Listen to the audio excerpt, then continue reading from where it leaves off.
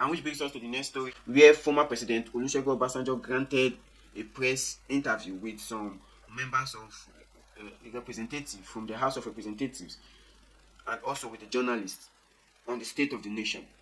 Now he made some, remarks, which I will leave the video at the end of this conversation so you can, give your own view as to what he has said. Now he made some remarks that how could the president or how can the president, assign his own wages to himself? Rather, how could the House of Assembly and the House of Senate, write their own wages? And which is not supposed to be so. And the truth be told, if these government operatives are made to stay between the minimum wage, definitely they will all sit up. Just because they are all having their own share of the national cake. That is why they are not bothered about what is going on in the country. The only thing they have to do is just be patient. Mr. President this, Mr. President that, and all of that. Even the state government is also corporate to all these issues going on, because the allocated funds that is being allocated to them, they don't do anything with it. Each month, they all run to the Federal Capital Territory for allocation. But what happened to the internally generated revenue? What do they do with it? And what do they do with the allocation from the federal government? A state is a single entity that can generate its own finance, generate its own fund, generate its own money. The one that comes from the federal capital is just, an addition to what the state has generated. The question now will be, what has the state been doing to this effect? So I'll leave you to this video.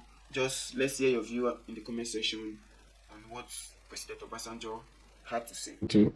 Like we do most of the times, we always stop by to greet and learn from your fountain of strong knowledge on development and good governance. And we came this morning also, and we'll start by thanking you for the wonderful things you have done for Nigeria. And we can't thank you enough, because every day is always before us that if not the foundation you laid in 1999, things could have even been worse today. And at that time when you were doing it, most people did not see the future today. But we can see the gains of those reforms in telecommunication that have brought so much digital transformation in Nigeria today and created a lot of sustainable jobs. What you have done with the electricity reform is what is even giving us a little light we have today. And what you have done with civil service reform, what you did with anti-corruption fights that created the agencies that came on board to help in the fights, foreign policies, and so on and so forth. And your vision about self-sufficiency include refining. Imagine if today, those refineries that you privatize, we are working almost like 15, 18 years ago. Today, we will not have pressure on FS. We will not have the PMS supply challenges today. So you saw the future and you work towards building that future. So any reasonable Nigerian will always say, thank you for what you did. And if possible, come to you to learn how are you able to carry those reforms. So we can be able to learn from those things you did in 1999, which if they have been consolidated by successive government in the past, today will not be in these economic challenges that is facing us. So we'll start by saying thank you for what you have done for our country. And also to let you know that these lawmakers here today are passionate and have confidence that Nigeria can still work.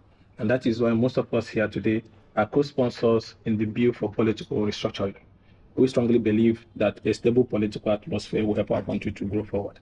And that's why we have a proposal for a single-term presidency of 6 years and for power to rotate between North and South, and for all elections in the country to hold in one single day.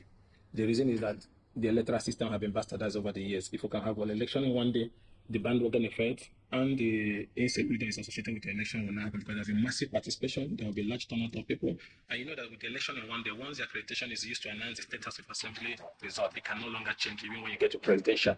So we believe that in the midst of all this uncertainty, that we can, reject some of these laws, all elections in one day, and a single term of 6 years, and power to rotate between North and South.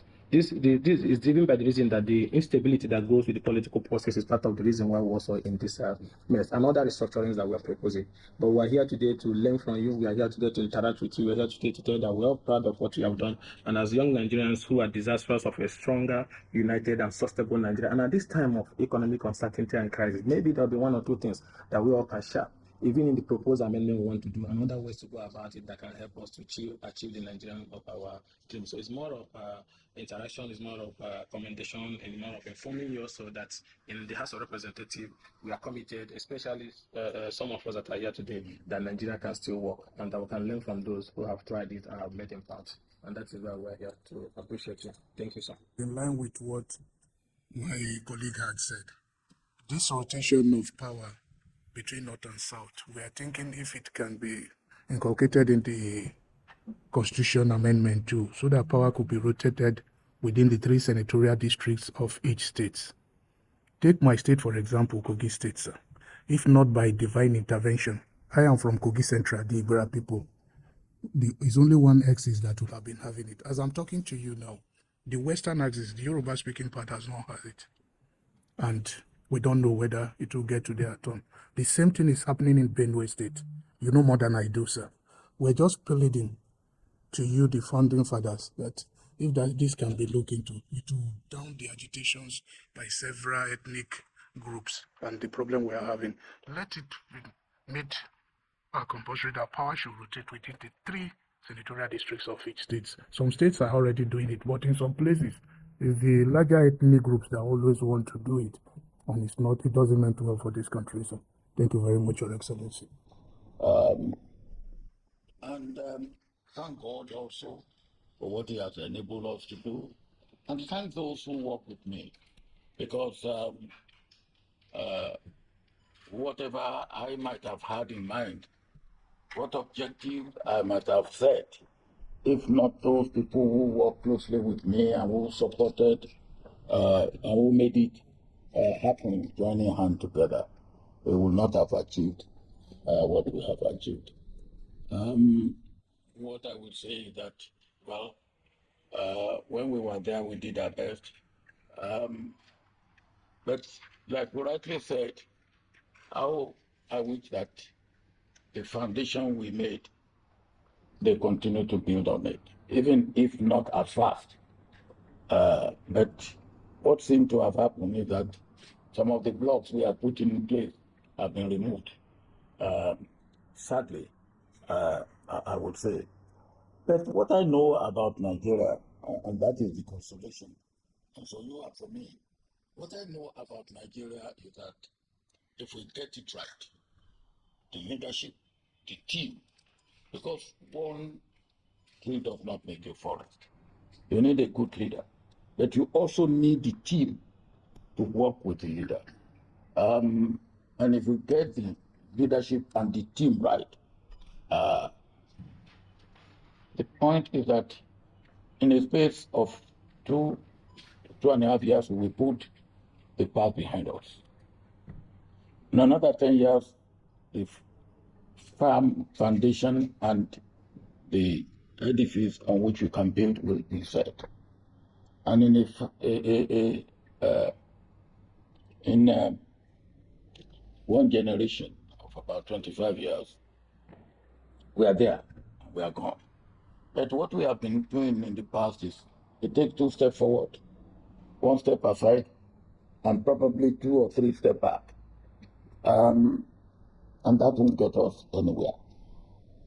So, you see, for me, it's not so much the system, except that we have to rethink what we call democracy, the Western liberal democracy, where they talk of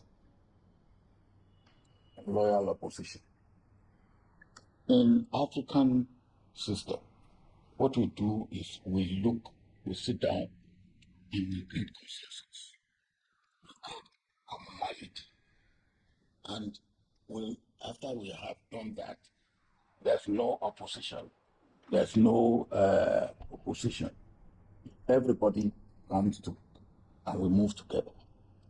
Because in that case, we are not the word for opposition in almost all African languages that I have looked into. It's enemy. Then what do you do with enemy? Loyal enemy? Nothing like that. Now, and that is what we do. Once you take it, yes, it is yours. the winner takes all. The opposition goes into the wilderness. That is not right. Because you have to have and join hands together. You don't go into my village and say, look, this is the government, this is the opposition. We run the village together. You can sit down and argue and talk about things and debate and discuss. And when then we move together as a village, as a community. Maybe that's part of what we have to look at. You know, the issue for me, if you get it right, whether you have one term of 6 years, 2 terms of 4 years, or 2 terms of 5 years, where we need to work is our mentality. We have to decarbonize our brain. Brothers, look, if you give him one term of 6 years, he can do the same harm that he will do in 2 terms of 4 years. He will. The only thing is that, well, he will do what he will do over the period of 6 years. Whereas over the period of 4 years, if he's not doing well and the system is working, you have an INEC you can trust, you have a system that you can trust, then he will do 4 years and he's not doing well, you vote him out. The point is that, can you vote him out? Our experience has shown that once it's in, you may not be able to vote him out. So we are now looking at, okay, maybe he comes in and do 6 years, you won't have to vote him out or vote him in. But then the harm that can be done in 6 years, I will say I am open to whatever you come up with. But that, to me, is not our main problem. Our main problem is ourselves. And until we take care of ourselves, it doesn't matter. We may have one term of 4 years, one term of 6 years, one term of 7 years.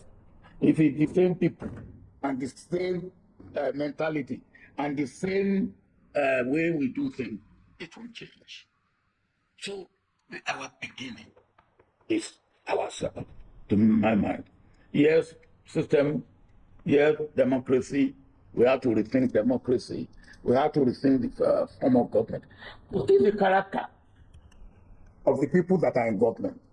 With all due respect, most of them should be behind the bar.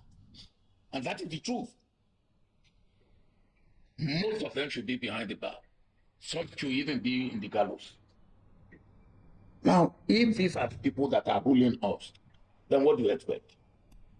It doesn't matter whether whatever you make it, it will not. So the point is that the character of the people that are coming to government, their attributes, the sort of people, who are they? In my own part of the world, even when you want to give a daughter for marriage, you say, hey, look at the background. What is the pedigree?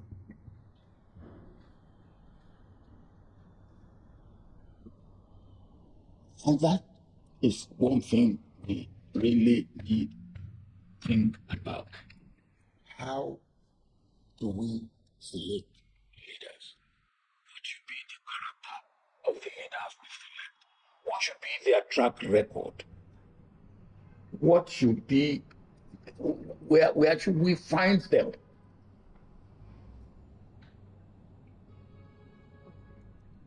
Are they role models? And I think that's what is the first thing we have to think about.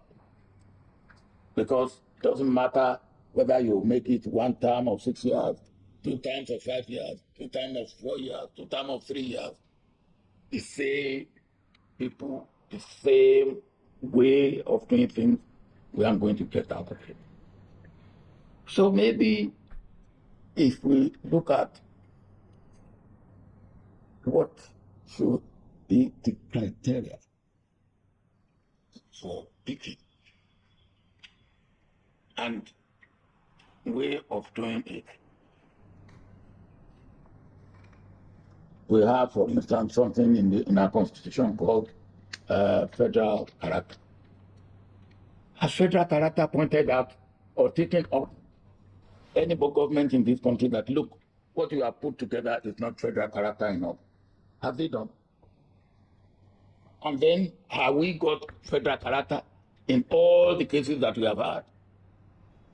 And yet we have a federal character commission which is constitutional. So what are we talking about? Look at, in your own case, with all due respect, you are not supposed to fix your salary or your allowances. It's supposed to be done by the revenue mobilization and what Fiscal commission, revenue mobilization and fiscal commission. Okay.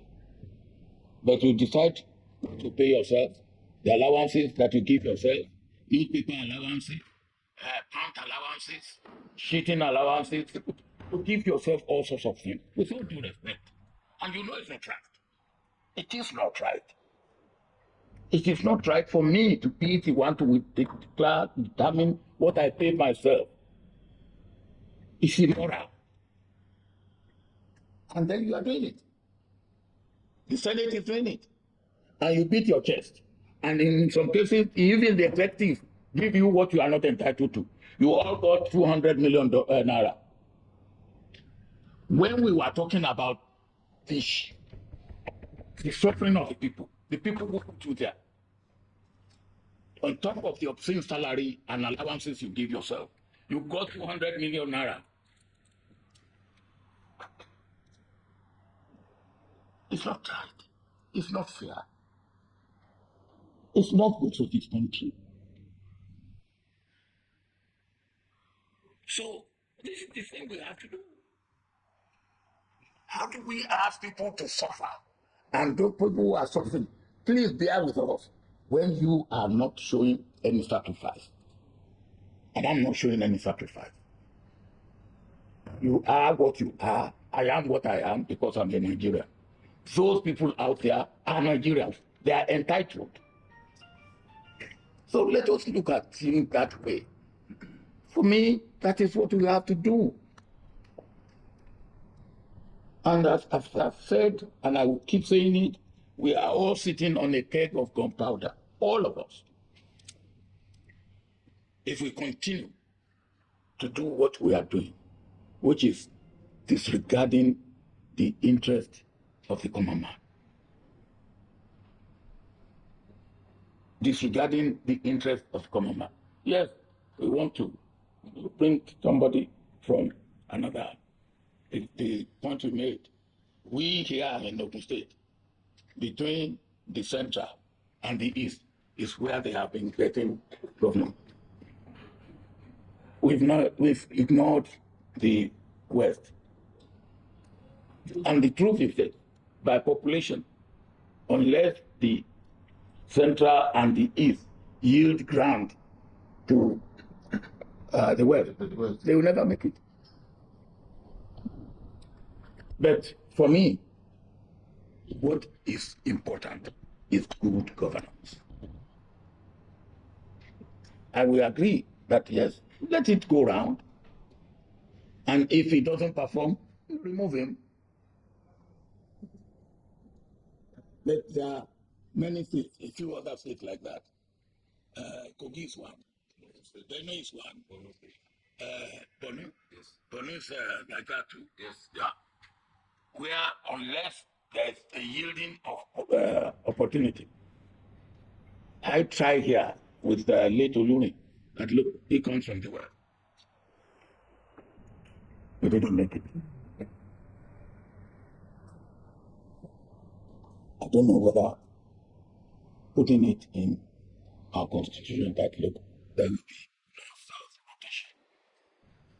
What I had hoped was that we would put it by convention rather than by, so that if we see a situation where it is palpably right, But once he did that, and some people thought that not the way to go. But what matters to me is ourselves. Because even if you do that, if you put it there, when Maru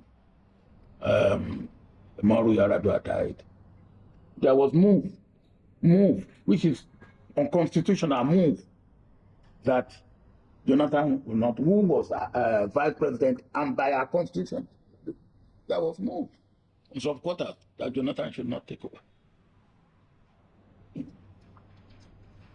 Why? So I will be with you first, that we will rethink, re-examine Western liberal democracy. That's number one. Two, look, what should be the criteria for bringing people into leadership position, whether at the executive level or at the legislative level or even at the judiciary level or any other public, because the civil servants are part and parcel of this exercise. And they can be good civil servants and really serve civilly and conscientiously. They can also be evil servants if they choose to be so. So we need general moral rearmament. General moral rearmament to look at ourselves and say, yes, we are all wrong, and where we are wrong. Then we need to do things differently. We cannot continue to do things the same way that will not work for us, and say. And then if we do that, we are deceiving ourselves. But let us look at things. What must we do differently at the executive level, at the legislative level, at the judicial level, at the civil service level, even at the private sector level? Because we are all in the same boat. And if that boat sinks, we all sink together. But whatever you come with, if we are able to take care of, yes, democracy, let our democracy have African context and African content. Because Western liberal democracy began from monarchy, they can be loyal opposition to the monarchy. In our own case, because we have the only thing we can be loyal to is our country. This is invincible, as some people will say. So, not a loyal opposition, but a partnership opposition that will partner with the government, see things together, debate, dialogue, and come to consensus and move on. One of the things that is ridiculous about this country is the new government comes in and they say, for the first time ever, as if Nigeria has never existed. For the first time ever, this has been done. They talk about the refinery in your opening remark. I went, when I was president, I went and called Shell. I said, Shell, look, come and help us. Run the refinery. Take part. You can take 10%, you can take 20%, but come on. They said, no. I said, okay, all right. If you don't want to take equity, come and run it for me. They said, no. So they left. I then called their head, one-on-one. I said, sit down. Why do you come down? They gave me 5 reasons. One, they said our refineries are small. I think Port Harcourt is 60,000 barrels a day. No, yeah, and I think that's Port Harcourt. Latuna is maybe 100. I think Warri is the largest, I think, maybe 120. And they said to me then that, look, refinery is about 250,000 barrels a day. So our refinery is two. They said, look, even we run our refineries as a service, but we make sure that we do not run it at a loss. But we make substantial part of our profit in the upstream. So the refinery, if you run it well, you will break even and make a small profit. But if you don't run it well, you will run it at a loss. 3, they say our refinery, the way we have managed it, the way we have serviced it, is not the way that refinery should be serviced. So they don't want to get involved in that. 4, they said to me, the corruption around the refinery, they did not want to get involved. When they told me all that, I was completely numb. And then some Nigerians got together. They paid 750 million. And God has sent this one. My successor said, he's done it. I ran to him. And I said, look, you know this is not right. He said, well, NNPC said they can do it. I said, NNPC cannot do it. NNPC, I think you are investigating $1.5 billion that NNPC has spent on refineries since then, and the refineries will not work. But I told my successor that the refineries, from what I have heard and know, will not work. And when you want to sell it, you will not get anybody to buy it for $200 million as scrap. And that is the situation we are in. So why do we do this type of thing to ourselves? NNPC knew that they cannot. But they knew that they can eat and carry on with the corruption that was going on in NNPC. And when people were there they put pressure.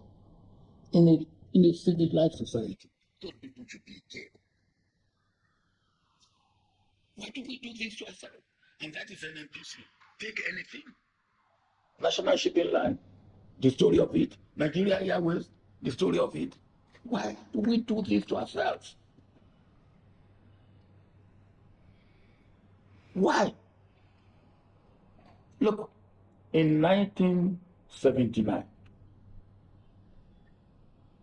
I think almost all those people who worked with me in the Ministry of Agriculture, maybe they're all gone, they went out in July 1979 and the Federal Minister of Agriculture came with the report that that year we will be self-sufficient in rice. If not 1979, by 1980, what they have seen in the field, we ban importation of rice. When our successor came, led by Alhaji Shakari, they lifted because the party leaders said they want to import rice. They lifted. I tell you the story of one of the importers. He ordered, he got import license. He ordered rice to be imported from America. And the one who told me the story was the Nigerian ambassador in New York. Because the man who imported the rice is from his town. When he has done the importation, everything has been done, he asked them to add $5 million on top, which they did. The supplier did. Then they were afraid. They said, look, we may not get our money because if I add, you get your money. So they did. After they have done it and the money has been paid, he went to America to get his own share. He was expecting 2.5 million. They gave him 1 million. And he went to report to this ambassador, who done all these people. He said, we will not tolerate anybody cheating in Nigeria. So, Mr. Ambassador, you don't understand what I'm saying. Look, this is what happened. The order was made. We made the order. Prince was a prince. Prince asked us to add $5 million. We took a risk, and we did. We never thought we would get the money. We got the money, and then he came. He wanted 50%. No, he didn't take any risk. We took all the risk. We gave him $1 million. That is your country, and your leader, and your people.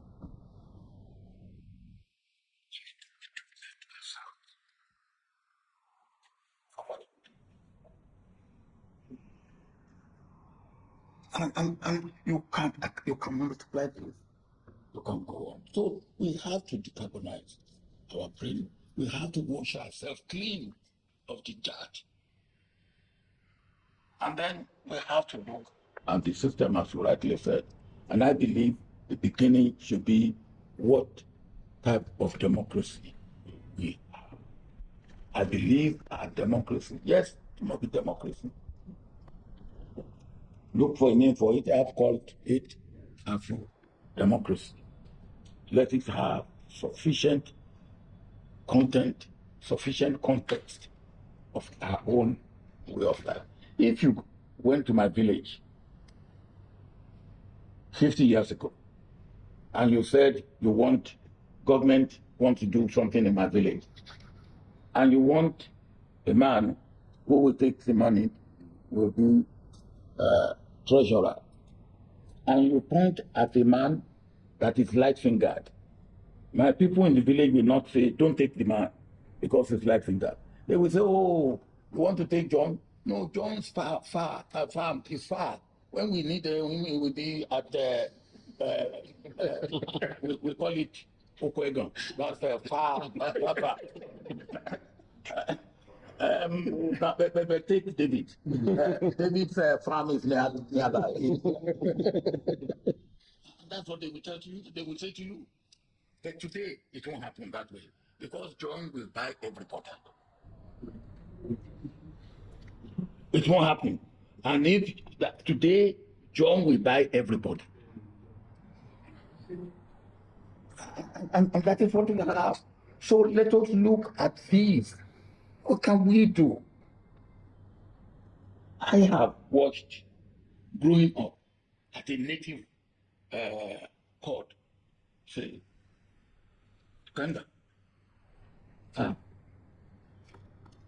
they've taken you before the court that you have stolen. And then the judge said, Ikenga, which Ikenga are you? The Ikenga of this compound. Who is your father there? My father was the cocoa producer. They said, oh, that's your father, and that's your compound. In that family, they don't steal. If charged and acquitted. Now, what that does for you, one, it makes you feel that, oh, even if you have been stealing, you have to stop stealing. Because your name, your family, your pedigree, where is that today? Even when the man is stolen, they will say, now he alone go steal, leave him.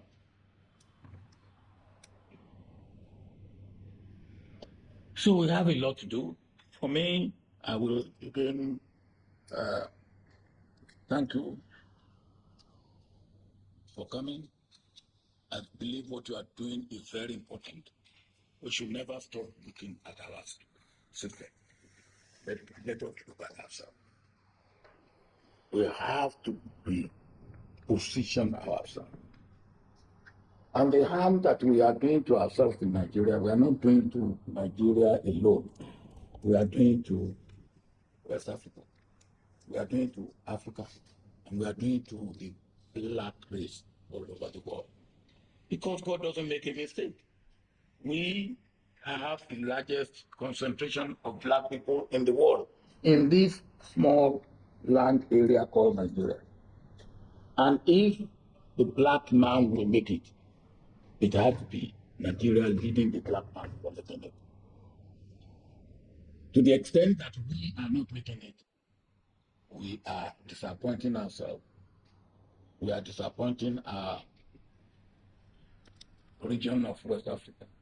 We are disappointing our continent of Africa. And we are disappointing the black man everywhere in the world. So look up to that. If God has put the largest concentration of black man here, God expects something better than what we are doing. So I'm all with you, but let us to go about it the right way. The right way, meaning let us look at ourselves. It can't go on the way it's going on. And the youth, whatever we may say to them or do to them, what they are demanding is